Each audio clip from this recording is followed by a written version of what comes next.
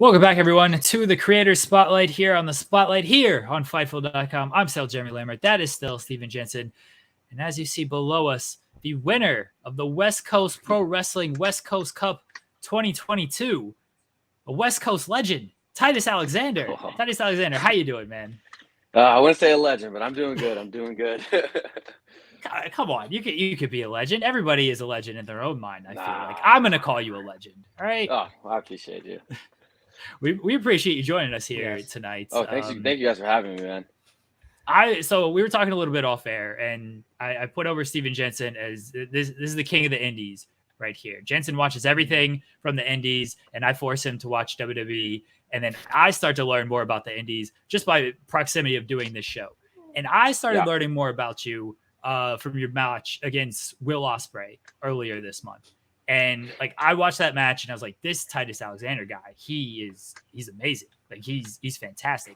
Our friend, I don't know if you know him, Righteous Reg, he does the Grapsody podcast. Yes. He has called you the AJ Styles of the West Coast scene. Oh, so man. That's higher praise than me saying you're a West Coast legend. Yeah, very much, man. I've heard that before from him or through words of mouth. But yeah, him putting me over like that is very huge in my eyes, at least. Yeah. So, Reg is gospel. Like when Reg says something like that, I'm like, all right, I take it as gospel. And then watching you against Ospreay, watching you in the West Coast Cup, I was like, I see it. I 100% see it. Oh, man. Thank you. I appreciate you.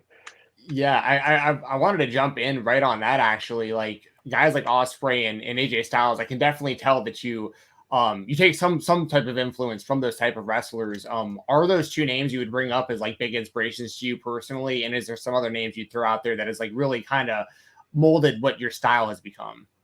Oh yeah, definitely. AJ Styles, definitely like the pacing of his matches and stuff like that. Ospreay, I would say yes, just because he's, in my opinion, like the best wrestler right now. Watching him like at PWG growing up, before I was even in wrestling, like I could never do all the stuff that he could do, but I mean, really, there's only a couple guys that really can. But yeah, those are the two. Ricky Steamboat for me is one of my favorites in general. He was the best babyface of all time. Granted, you know, I'm not one of the baby faces anymore, but yeah, I get a lot of my match process from them. Yeah, I was about to say the last time I saw you, you were ripping up a little kid's sign, actually. So, yeah, this past weekend. Yeah, this past weekend, exactly. With your background, you mentioned some great in-ring workers, some of the best ever, in my opinion. Yeah. What's your background? Like, you're a very athletic guy. Like, did you play like traditional sports growing up? Oh yeah, I was a huge football guy. I was quarterback from, I think, junior peewees or something like that, you know, like all the way through. I did a little like amateur wrestling here, but I did football, I did rugby, I tried baseball, could never really get into baseball, but I just did it because my family wanted me to. It's just a different sport. But yeah, football was everything for me, and I still love football. I wish I could still go back and play, but yeah, definitely always have played football. What position did you play in football? I was quarterback. Oh, okay. Yeah. Everyone. Yeah, that's what everyone tells me. Like, oh, dude, once you say football, I always picture you as the jockey quarterback guy, and I'm like, oh, come on, man. Like, hey, I mean, fair, but. So what made you kind of get into wrestling, whether it was watching as a kid or then, you know, getting into it as, okay, this is what I'm doing for a living now? So my dad did it before I was born. I was always around it and doing it. You know, I had my first match when I was 6, but we weren't really wrestling. We were just doing, you know, like flips and stuff like that. But so yeah, I did that when I was very little, and I've always been around it. And then I started playing football, and then I just totally just went away from it. I'd watch it here and there, you know, go on the road with my dad. But I got hurt in high school. I tore my ACL twice, junior and senior year. So I was like, well, maybe it's a sign to go somewhere else.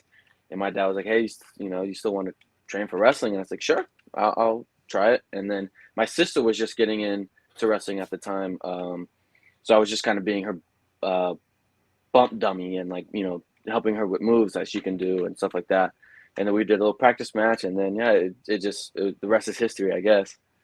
So I was confused because I was looking on your cage match page, and I saw 2007.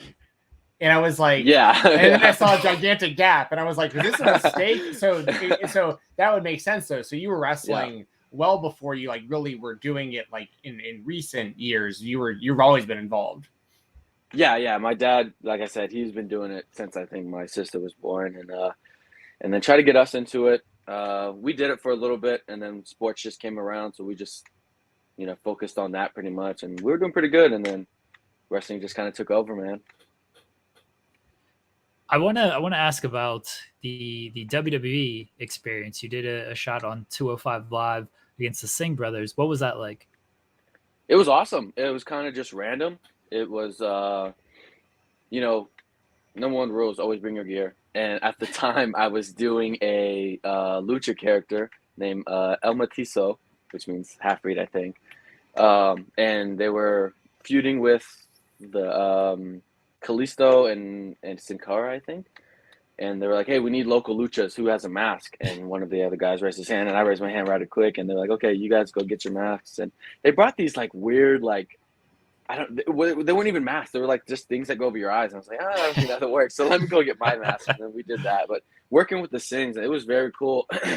Seeing them backstage and everything. And I don't think they would remember me now if I saw them a couple more times at like Defy and stuff. But yeah, it was very cool. And the thing is, my dad was there a couple of his friends. And I didn't tell him that I was going to do it because it was so last minute. And so we walked out, and of course they don't give us an entrance. We were just kind of walking, and during the commercial break, and then he sees us, or he sees me, takes a picture, and then I guess he was popping to all these things. And I get back to my phone, then he calls me. He goes, "You motherfucker! Why didn't you tell me?" And I was like, "I wanted to pop you, Dad. Come on."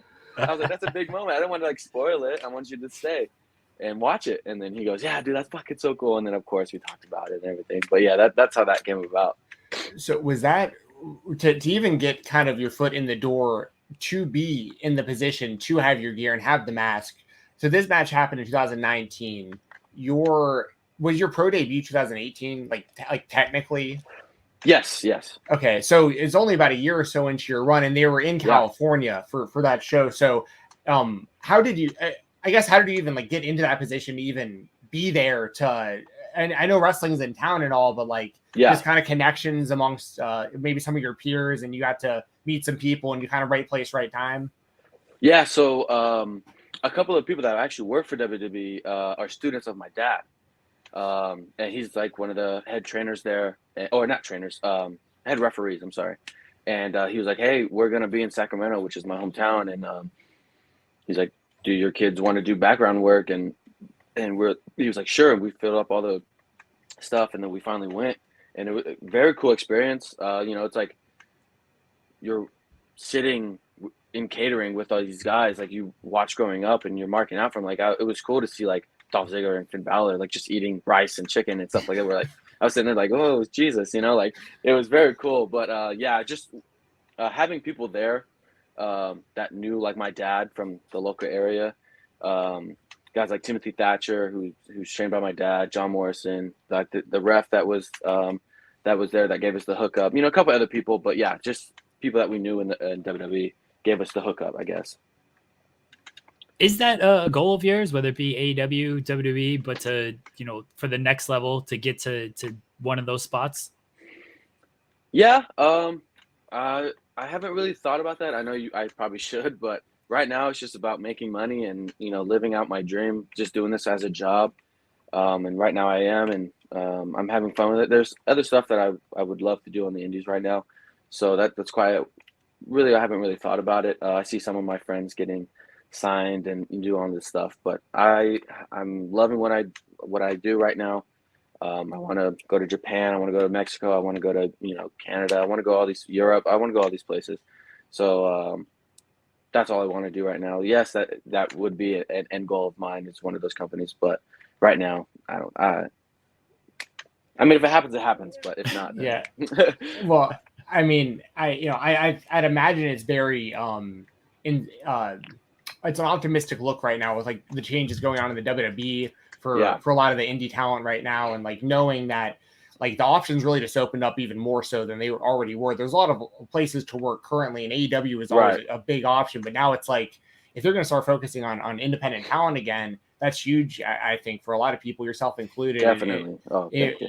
Yeah, for sure. Well, and I think you're really a part of this next kind of generation of talent, and you wrestled a lot of them during the West Coast Cup, like wrestling, Nick Wayne, Masha Slamovich, and Starboy Charlie. I mean, what can you speak to kind of this next generation of, I mean, Nick Wayne, literal teenager, Starboy Charlie, maybe 18. We have people like, Marcus Mathers out there and Billy Starks. And I mean, and I know you're in like your mid 20s, a little bit older than the people we're talking about currently, but still one of the guys that I'm currently talking about when people ask me and say, who do I think is going to be really on the radar of these major companies? You're a name that comes up immediately right now for me. And how do you, I guess, kind of speaking to the next generation of talent and how good these people are getting at such a young age? I honestly, I think it's for the best. Just like everyone, like, of course people hate it, like the older vets, like, oh, the business, blah, blah, blah, blah. It's business changes. All business changes. It doesn't matter like what the business is, but it all changes. But being a part of this generation that, that have like the Nick Waynes, the Starboy Charlies, the Billy Starks, the Dante Martins, like the Lee Moriartys, the Danny Garcias, like it's amazing to be a part of that, to grow up with them. And like, those are all like, we're all friends and stuff like that. So to be a part of that is really, really, really cool. And it's very cool because we all have really different styles. So we all kind of share the rings, and like to be able to come like that together in the ring and still put on a great match, and it's amazing, like just to be a part of that, and especially have my name in that, Yeah, absolutely. I mean, and you've rose the ranks just so quickly, like from 2018 to now. It's like, I mean, West Coast Pro, you and Fatu are the two guys I always think of immediately when I think of that promotion. So you're really killing it. And I love seeing that you've gotten out there, to some other places like BLP and in Indiana and stuff like that. I just feel like the more that you're out there in different areas, the bigger your name's going to get. And it's just going to be one of those things where I feel like you have a really big couple years coming up personally. Oh, thank you, man. I hope so. We've mentioned your match against Ospreay, and a couple other names that jump out to me as far as kind of more top names, if you want to consider them, or respected veterans. Alex Shelley, Christopher Daniels, Speedball Mike Bailey. Like, is there a guy that when you stepped into the ring with this person, you're like, okay, like I'm here, I've arrived, and like I know I'm good at this shit? No. I know it's kind of cliche to like always. People are like, oh, I don't like my wrestling. I generally don't like it. I always will find. I think that just stems back to my football days where I was playing quarterback, and I'm like, I can throw the ball for a 50-yard touchdown, but I looked the wrong way, and it could have been easier or something like that, So I think it always just stems back from that, and I'm never really genuinely happy. Yes, I soak it in. Like the Ospreay match was probably the best match that I'll have, probably like I don't know for how long, but I don't think I've had that moment yet. I've wrestled some great talents and had some great matches with guys like you said, like Ospreay, Christopher Daniels, Alex Shelley, Speedball Mike Bailey. Great matches, but I always will find something wrong, and it brings me down to earth real quick. Oh man.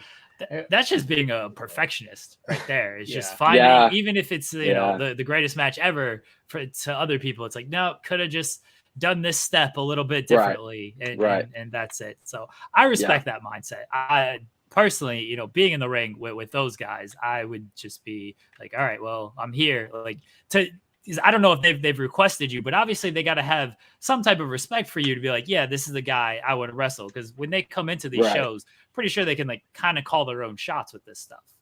Of course, definitely 1,000%.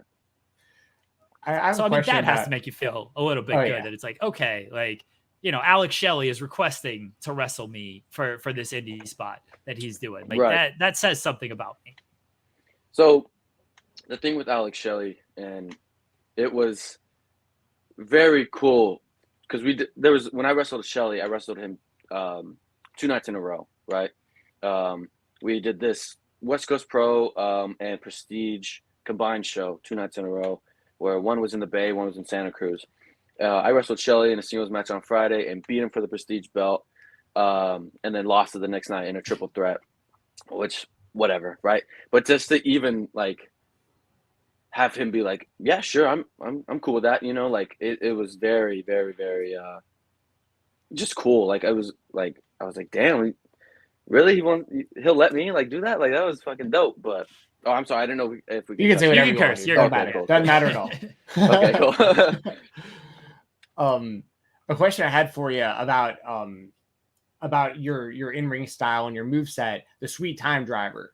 Why did you choose the name, and why did you choose the maneuver? And something else that I've noticed is I like that you try to come up with new kind of setups for it consistently, like to get into that move. So what was your kind of mindset in choosing the move and everything that goes into that, having that finish? So I saw Cedric Alexander do it, and I love the way he does it like a real driver, you know. That's what the move is called, Michinoku Driver. And then finding different ways to come up with it. I really loved like watching people do the cutter in different ways, people doing the stunner in different ways. I think it's one of the moves that go along with that it can be hit from any position. Like you can pick them up and just as long as you can get them to your shoulder, you can hit it, right? If he's jumping at you, if they're jumping at you, whatever. So that was really the mindset of just finding different ways to get into it, counters and all that stuff. You mentioned the name Sweet Time Driver. So the name Sweet Time comes from football. My dad actually came up with the name because he was my coach growing up. And I used to take so long getting ready for practices and stuff because everybody, you know, it's 100 to 120 on the field. No one wants to go run and practice and get hit for, you know, 3 hours in a row, you know, straight. So I just take my time, and I used to get in trouble a lot, but he used to call me Sweet Time because I was taking my sweet ass time getting ready. So I was just like, whatever. And I was just like, and coming up with the name was just like, I didn't want to call it Alexander Driver or Titus Driver. It's just, you know, too cliche. So I was like, let me just come up with, you know, something that's completely different. And I just thought it's Sweet Time. I thought it was cool. I dig it. It's funny because like my interpretation was like that you were being. It's funny because it kind of is where you're going with it, but I was thinking more of it as being like condescending, like this, like the guy you're giving it to is having a sweet time, like you just drove into that sweet time, right? Bro, you know what I mean? Yeah, see, there you go. But I didn't. I love the backstory of that though. Your dad always telling you you're taking your sweet ass time. And, like, yeah, hey, I love that, man. I had no idea. That's great. Yeah, it's kind of an inside joke for me and my dad. You mentioned Nick Wayne. How good did it feel to finally beat him after? Oh man, not really like a series, but he got a lot of victories over you, and then finally at the Cup, you got him in the one-on-one match. You beat him. Yeah, so me and Nick are very close, and he that was just funny to. I never even realized that until they said it. Going back to all our matches, I was like, "Damn, I really lost all those matches with them." Like, if it's scrambles, if it's you know, one-on-ones or whatever it is, I was like, "Damn, this is my first victory over Nick Wayne. Like, I should have made it like 10 times bigger." But yeah, I didn't notice it until after. But it was funny because now I just give him a little shit for it. Finally, get the victory that you can hold over his head. Still 3-1, but you know, I got that one. That's what counts. And look, the comeback is on. Best of 7. The comeback is on. So you'll meet him a few more times. Yeah. Oh yeah. I'm down. Somebody should book that. That's how we go. What I'm saying, man. Yeah. There you go, West Coast Pro. We've given you the idea to best do the best of 7 against Nick. There you go. So you got to wrestle Nick Wayne a few times. Who haven't you got to wrestle yet? Like, who's on your short list of like quote unquote dream opponents right now? Oh yeah, Jay Lethal for sure. He's a big inspiration of mine. I just loved all his stuff in Impact. One of my favorite promos is when he's doing it with Ric Flair, doing an impression of Ric Flair. Lee Moriarty, Daniel Garcia. I did like a 5-minute like gauntlet match with Daniel Garcia at West Coast Pro. So that I would really want to go a little bit longer. Let's see who else. Bandito. Bandito's really high up there. Jeff Cobb, Timothy Thatcher, just because I've known them for a while. Let's see, Davey's on there, but I'm getting to work him on Saturday, which is very cool for me. It's gonna be a lot of fun. I'll be feeling very sore the next day, but a lot of people don't. I don't know if a lot of people don't know him, but I'm working this guy in a triple threat who's his name is Gregory Sharp, out in Vegas, and I've been wanting to wrestle him for a while, and I finally get the chance at Toko's kickback on Friday, so I'm very excited for that. Awesome. Yeah, you mentioned Danny Garcia. You mentioned a lot of former PWG champions. I'd love to see you and Garcia for that PWG title, man. That'd be badass. That'd be sick, man. Yeah. And then what was I was gonna add another question for you, and I just lost it. Jeremy, go ahead. PWG, you've been to, you wrestled Shane Haste at PWG, and they're obviously big on the West Coast. Any plans? Have you talked to PWG about returning there? I don't know when their next event is. I don't think they've announced it, but when PWG does return, do you know if you're factored into that? I hope so. The last time I was there, last night first, but it was just on. I was a replacement for Armis. He couldn't make it, so but it seemed like I did good. I hope I hope PWG really liked what I did. So I hope to be back. PWG has always been on the list of mine to work. I watched them, even that time that I wasn't in wrestling between 2007 and 2000 whatever.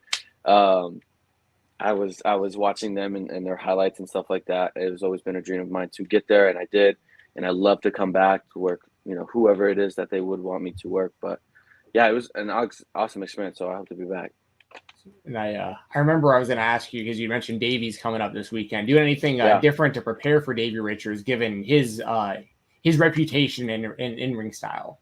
Cardio, a lot of cardio. That man can go, and he's been wrestling for a while, like a long time. So, and he could still go like that. And I can't really match the way that he wrestles because he does a lot of strikes and stuff like that. And I'm not going to have someone kick me 50 times in a row, but just a lot of cardio, man, trying to, hit that core so I can take those kicks as long as I can, and then hopefully hold on. Any advice you've gotten from one of these veterans like Ospreay or Alex Shelley, or even if you haven't shared the ring with them, but you've been backstage with them, anybody giving you like a good piece of advice that just really stuck with you? Yeah, I forgot who it was, but a couple of people have said it. Older vets have been just, your face sells, like everything. Like your face tells a story. Your face tells emotion. So remember, always sell with your face up, and just keep that in mind, because when fans are watching you do your art, and if you're looking straight down, they don't know what you're feeling. So especially like if you take a punch, everyone's been punched in the face, or have seen somebody get punched in the face. So to express that and have people get behind you, that's why I say Ricky Steamboat, because he really got the people behind you. Like every chop he took from, Ric Flair, you were like, oh, ow, I felt that, through the TV, so stuff like that has just been with me since I started. Go ahead, Jensen. Oh, no, sorry. Go ahead, Jeremy. I'm good. Oh, any plans to, you're big on the West Coast legend, as I said, any plans to travel, make your way east a little bit more, whether it be end of this year or into 2023? Yeah, I actually just came back from East Coast. I was there at Garden State. True. Tankman, right? Calvin Tankman. That was last month. I just wrestled Brian Keith in the semifinals. Fortunately, I lost. And then I did a triple threat with Michael Oku and Matt Seidel. Very, very cool to share the ring with those guys. I would love to go to the East Coast more. That'd be very cool. I love it out there. The travel for me is rough because I hate sitting on a plane, but I don't mind it if I'm going to go out there and do what I love. I hate planes too, for what it's worth. It's the worst. Yeah. For me, it's the time change because I'm not used to it. Right. I've only been out there twice, so that 3 hour difference. Yeah, like I see my flight info and it's like I land at like 10. I take off at 8 from here, and I'm like, oh, it's a 2-hour flight, and I'm on the plane for 5 hours. I'm like, this doesn't make sense. But I know. Oh wait, the time change. Oh, whatever. But yeah. I know you said that you don't know if you'll have a better match, against than what you had with Will Ospreay recently, which was just fantastic stuff. But as a fan of pro wrestling, what would you consider to be your favorite, or maybe some of your favorite matches as a fan? My favorite match would probably be at WrestleMania 3. It was Savage and Steamboat. That match is just, every time I watch it, man, I just get so just oh damn, just get me every time. I've seen it like 50 times. That one really is one of my favorite matches. And let's see. That's a tough question. Yeah. But I don't know. That's a great answer, though. I mean, that's one of the best matches ever. And because still completely holds up even by today's standards, which is nuts. Yeah. Right. WrestleMania is in Los Angeles this upcoming year. Obviously, WrestleMania weekend, biggest weekend of the year. There's about 3 million indie shows that are going on that weekend. And I know it's early, but any early plans of where you might want to perform, that might be anywhere and everywhere, but who you might want to face. I know we mentioned some names, but any early WrestleMania plans where you're like, I got to be part of this event. I got to try to get a match with this person. Not really. I just would love to work any show that is down there. That I know they do like the collective if it's like SummerSlam or WrestleMania weekend.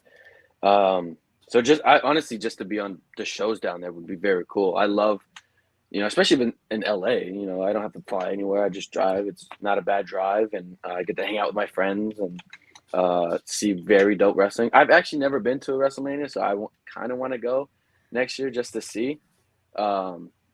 So I would be shocked. I would be shocked if you're not booked on multiple independent shows, and if you're not, these promoters are doing something wrong. They should give me my own show, and I'll book you, and we'll make sure you get booked. Yeah, fight for it, man. Fightful on the collective, man. That'd be dope. Yeah, there we go. Ooh, main event, Jeremy versus Denise. I would kick Denise in her big head, and that would be that. No. I actually won't fight Denise. We're Taylor Swift best friends. Yeah. We were talking off air, and I was mentioning Sean, and you're like, oh yeah, Denise, she does some stuff out here. That's right. And I was like, oh, I'm gonna get you to bury Denise on the show. So say something bad about Denise Salcedo, who's the worst person in the world. Oh, I never. Oh man, no, Denise is the best. I will fight her though. For the right money, I'll fight Denise Salcedo. That's fine. Oh man. Well, we have a segment on the show, Titus. Yeah. We ask everybody this. It's a really important question. It might be the most important question we ask you the entire interview here. And we like to use it as one of kind of our wrap-up questions. What is the most cool thing in the room that you're in right now? The most cool thing in my room. Oh, that is a good question. Cool thing. I don't know. I don't have cool things in my room. I'm not a cool person. Probably this Bronco hat or this helmet that my grandpa made me. Can you show it? Dusty. Yeah, it's a little dusty though, so don't get mad at me. No, all good. Let's see. Okay, we might have heat. I might face you at this event that I'm going to book. Okay, Very cool. That is sweet. Are you a Broncos fan? Oh yeah, definitely. All right, we've got heat because I'm a Panthers fan, and the worst loss. You know where I'm going? Yes. Yeah. Yes. The worst loss I've experienced football wise in my life was that Super Bowl. Of course, I had nothing to do with it, but I was happy for Peyton Manning. I'm a lifelong Peyton Manning fan. I was very happy for him, but as a Panthers fan, I was rooting for my team. Of course, I totally understand that. But I'll find a partner, me and somebody against you and Denise at the Fightful show for WrestleMania weekend. That's the main event. Okay. I'll find somebody. I'm down. Let's go. Good luck to your Broncos, by the way, with Russell Wilson this season. That's got to be exciting heading into this year. Very exciting. It is. I wish we gave Drew Lock a little bit more time, but hey, I mean, when you get a legend like Russell Wilson, then you too mad at it. No. Yeah, I think you guys are going to be fine. I hope so.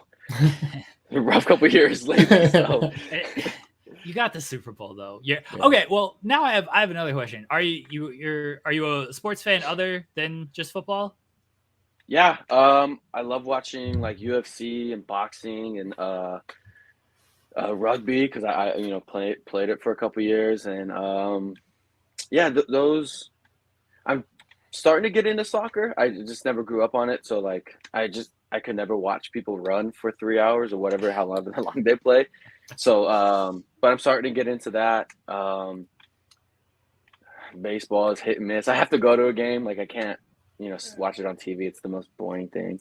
Yeah. I know I'll probably get heat for that, but I agree with you. No, yeah. I cannot watch it on TV. And then are you still like, or do you support the Denver teams, the local Colorado Denver teams? Oh no. Oh, okay. So it's just Broncos. No. Okay. Just the Broncos because it's funny because I was actually growing up an Oakland Raider fan and they're in the same division. Right. But Tim Tebow went there and who was one of my favorites from when he was in high school. So he went there and got drafted there. And then shortly after that, we got Peyton Manning. So I was like, how can I not be still a Denver Bronco fan? And then I just carry it over still. Who's your favorite UFC fighter of all time? Go all time and current. And then current. Okay, all time, probably GSP. Okay, love that answer. He's such a badass. Current, probably Sugar Sean. Adesanya. Adesanya. Okay. Yeah, Adesanya is very, very, very good. Hey, Sugar Sean, he's got that big fight with Petr Yan coming up. If he wins that, he might be getting a title shot. Like, so Sugar Show is we're about to find out if he's for real here in a second. Yeah. So honestly, it's kind of crazy that he hasn't got a title fight yet. But whatever. I think he's only lost one fight and it was on accident. He broke his foot. He lost to Cheeto Vera. Yeah, who also himself is like basically number one contender level too. Like, well, it wasn't like he just lost to some nobody. He lost to a guy who's and that's a really sellable rematch at some point in the future too. And for what it's worth, I think GSP is the best pound for pound fighter in UFC history. So I think that's a great answer. So who's your? Oh yeah, sorry. Go ahead. Go ahead, Titus. That card that is coming up with Sugar Sean on it. That's an amazing card. There's so many title fights on it. It's insane. Yeah, was that UFC 280? That's Nate, right? Diaz. No, that's the Nate one's coming up this weekend. The Sugar Sean one is 280. It's October, It's October something. Yeah. October. That one's in Abu Dhabi. So it's Charles Oliveira and Islam Makhachev for the lightweight. Aljamain Sterling versus TJ Dillashaw for the bantamweight title, and also pretty much number one contender between Yan and Sugar Sean for that same division at bantamweight. I mean, that's going to be a stacked card. Yeah, it's insane. But what the date on that is? Because it's October 22nd, and I don't know if it'll be one of the 10 p.m. pay-per-views or because it's in Abu Dhabi, if it'll be like a midday type thing again. Sometimes it's like an afternoon show. So got it. I'm gonna take no bookings that day. No, I'm about to say you might be booked. That's the only thing that ever foils it. Sometimes I'll go out to an indie show as a fan, and I'll like be keeping like one eye on the UFC results, like as I'm watching it. Yeah. Titus gonna be backstage. Like, no, can't go to the match yet. I gotta watch the Sean O'Malley fight. Dude, hold on. Get out of here. Tell those guys to go a little bit longer. Give them a little bit extra time. I knew Nate was fighting next, and when you guys said the next event, I knew Nate was fighting next. My favorite of all time is Liddell and Anderson. Big Chuck. Fans. I do agree with you guys that GSP is actually the best of all time. As much as I love Anderson, I think GSP beat stronger competition during his run. And he's just so like well-rounded, like everywhere. So it's pretty wild. It looks like Jake Paul is about to box Anderson Silva from what it looks like. I was just about to bring that up. Yeah. And I'm like, oh my god. I'm strangely excited for that fight because I think Anderson. That's an actual fight for Jake. Yeah. That's an actual fight. I hope so. I mean, I give Jake Paul the respect that he does put in the work, but I mean, I just want to see him get knocked out. Like that's the one thing that I just want to. No hate towards the guy. I just want to see it. Like the last fights that he's had, I'm just like, okay, whatever. Because this is definitely a big difference considering like Ben Askren doesn't really have the hands. Tyron Woodley is like really on a big decline. Anderson at least has been boxing. One of those was kind of a joke fight with Tito Ortiz, but he beat Chavez Jr. like straight up. And he was a former champion. Right. I mean, it's like, so at least this is like, yes, it's an MMA fighter, but at least it's an MMA fighter who is doing pro boxing right now. So at least he's fighting a pro boxer, not just like an MMA guy with a 0-0 record this time. Yeah. So and I do think Anderson should probably wash him. Anderson's probably gonna destroy him, I would imagine. I sure hope so, man. I sure hope so. It's gonna be very sad for us longtime MMA fans if Anderson Silva gets by Jake Paul. Yeah. Because then if Jake Paul wins, it's like, oh, now you get to go fight KSI, who's another YouTuber. I mean, all respect to KSI. I love KSI, but like, it's just another YouTuber. Like, go to an actual fighter if you're gonna say you're the best, boxer or whatever. But whatever, man. Yeah. Shout out KSI. KSI won 2 fights this weekend. I mean, they were against complete jabronis, but he saved, but he saved the show by doing those fights. So good for him. So I didn't even know that he fought twice until I watched the highlights. Again, I was busy wrestling in New Jersey, but like I saw the highlights and he was the first fight, and I was like, oh wow, that's surprising. And then I saw later, and he fought like the Slim or whatever, or whoever it was, and I was like, oh damn, he fought twice. I was like, that's kind of badass to be to do that. But yeah, I had no idea who those guys were. Yeah, nobody did. Shout out Deji though. He beat the hell. He looked pretty good too. His hands were pretty decent. Dude, he came out swinging, and like, I don't know if he did all the stuff that he did, like, or said he did, like broke his nose and stuff, but that was pretty badass. I was rooting for Deji. Yeah, that was his first win, I think, too. Like he had lost before that. So yeah, I love following like the YouTuber, influencer, TikTok boxing world. It's just bizarre. Like it's just fun. Like as long as you watch it with like the right lenses of like what it is and you have the right expectations, it can be fun. Yeah, I love that. There was a guy, Salt Poppy, who really impressed me. Dude, he knocked the fuck out of that guy. And I was like, oh! And then he like moonwalked on him. Yeah, I was like, damn, dude, what the hell? That's a guy we got to get on this show. Yeah, we had I don't know if you're familiar with Dad, who did the creator class show that iDubbbz put on a few months ago. Yeah, he came out with like Morrison or something. With Morrison, yeah. Right, yeah, I know who he is. We had him on the show not long after that, and he was a blast. Like I love these guys who are willing to like put in that work in the boxing world, because I mean, you gotta respect him for putting that work in, like you said, of course. But then just watching it for what it is, like, I love that you even know about this, because usually I don't even get to talk about this kind of stuff on air, because people usually don't care. But people get to hear about YouTuber influencer boxing right now. From Dude, it's popping. It's fucking popping. Like from the first time they ever did it, I was just like, that's kind of interesting, because you see these guys doing like pranks. Right. And then you're like, they're vlogging, and you're like, dude, you're a vlogger. Why are you going in to kind of fight this guy? I was like, whatever. And then it got views, and it blew up. And then of course, the two biggest ones were Logan Paul and KSI, who had 2 fights that were pretty good. But yeah, I love it. I love watching it.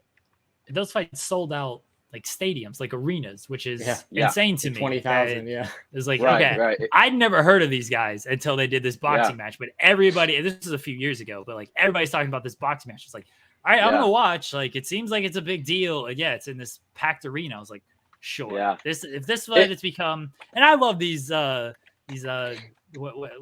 of freak fights. I think these guys are training and everything, but these type of fights, they sell. Like at the end of the day, they sell. It's the craziest thing, and I mean, whoever came up with the idea is very smart, because you get these kids or people that aren't into regular fighting or boxing or in that matter, they get to go say, hey, I watched Jake Paul, and now he's gonna go punch somebody in the face. Like, that's pretty cool. And then they get to see all these other fighters throughout the card, and because sometimes they have real fighters on there, I think. But like it's very smart. And then you get to see boxing fans like, oh, that's an embarrassment, but it's on, and they watch it and they're like, damn, they're actually not that bad, and then they become fans of them, so they keep buying it. It's very smart.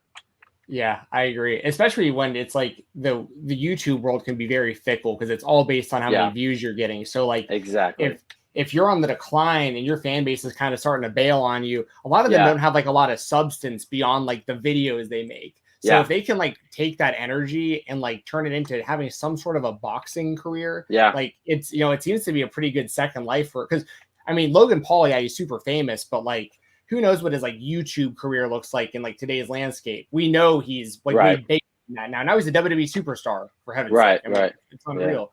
But yeah, no, I love that you pay attention to that world. We'll definitely have to have you on sometime again and talk about some definitely. of these upcoming fights. Yeah, Definitely. Hell yeah. Get you on before the big UFC card. Just break Oh, down yeah, I'm UFC down. stuff I'm down. and catch up on wrestling. And then we'll do the hell big yeah. promo before WrestleMania weekend with my mystery partner against you, Denise Salcedo. Denise. If you're on the West Coast, you can check out Titus in action this Saturday, September 3rd. West Coast Pro, Prestige Wrestling, Savage Mode 2. He's taking on Davey Richards. Believe that'll be available on Fight at some point. I could Maybe be wrong on that. IWTV. I'm not sure. IWTV. Okay, apologies. Yeah, usually West Coast is usually IWTV. IWTV, My fault. yeah. My fault. But yes, you can watch it online. So IWTV, go there. Titus, let everyone know where else they can find you at. Social media is on Twitter. It's Real Titus 115. Instagram is Titus Alexander 115, I believe. Maybe an underscore in there somewhere. But yeah, just follow me and hit me up, and I post all my matches. So thank you guys for the support, all the fans, and then of course you guys. I love being on the show. Thank you guys. Thanks for coming on, man. We appreciate it. Yeah, we really thank you guys for appreciate having it. me. I was very excited to get you on after learning more about you throughout this year. So again, thank you. We appreciate you doing this. Everyone, check out Titus Alexander. Again, it's at Real Titus 115 on Twitter. Good luck against Davey Richards this weekend. I hope the cardio is good to be in there with him. Yeah, definitely. Again, thank you. We'll be right back here on the